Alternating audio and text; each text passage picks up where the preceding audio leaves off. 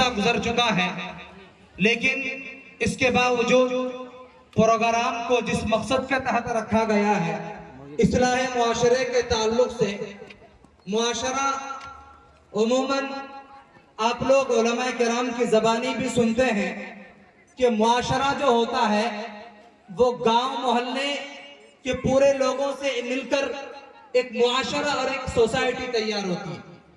ایک معاشرہ تیار ہوتا ہے اور سوسائٹی تیار ہوتی ہے، اور اس معاشرے کے اندر اگر کہیں خامیاں پائی جاتی ہیں، یا یہ کہ برائیاں پائی جاتی ہیں، یا یہ کہ کمیاں پائی جاتی ہیں، تو معاشرے کو بگاڑنے میں اور اس کو سدھارنے میں خود ہمارا کردار رہتا ہے۔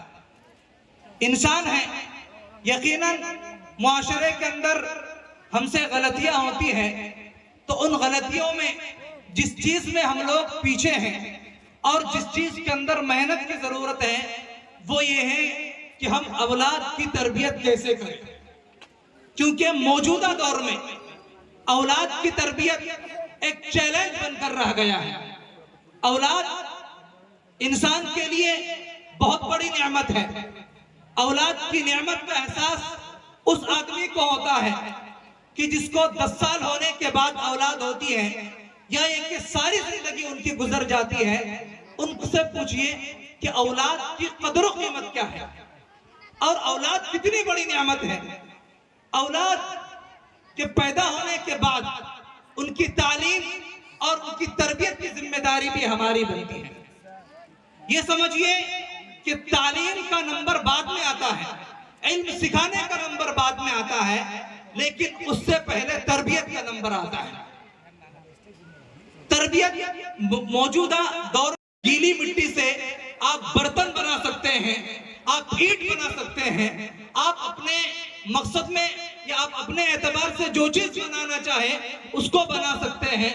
تو اسی طریقے سے آپ کے بچے کو آپ اگر حافظ قرآن بنانا چاہیں، اچھے اخلاق کا حامل بنانا چاہیں، تو پیدا ہونے سے لے کر اس کی ذہن سازی کرنی پڑے گی۔ ذہن سازی بہت امپورٹنٹ چیز ہے۔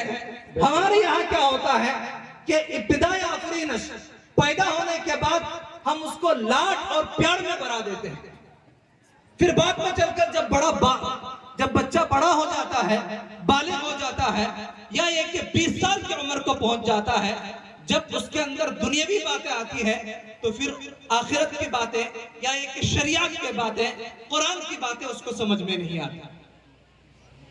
اس لیے ذہن سازی سے آدمی جو ہے اس کی مستقل زندگی سنور سکتی ہے۔ موجودہ دور کے اندر تربیت کا اچھا موقع ہے کہ آپ جو ہے جب آپ کا بچہ چھوٹا ہے تو آپ اس کو دین کی باتیں سکھائیں، اسلام کی باتیں سکھائیں، قرآن کی باتیں سکھائیں۔ نبی علیہ السلام کون تھے اور ہمیں کیا پیغام دے کر گئے اور کتنی محنتیں انہوں نے ہمارے لیے برداشت کی، اس چیز کا ذہن میں بٹھائیے۔ والدین کی عظمت کیا ہے۔ آپ گاؤں میں، محلوں میں، گھروں سے یہ صدائیں آتی ہے کہ فلاں کا لڑکا اس کے ہاتھ سے نکل گیا۔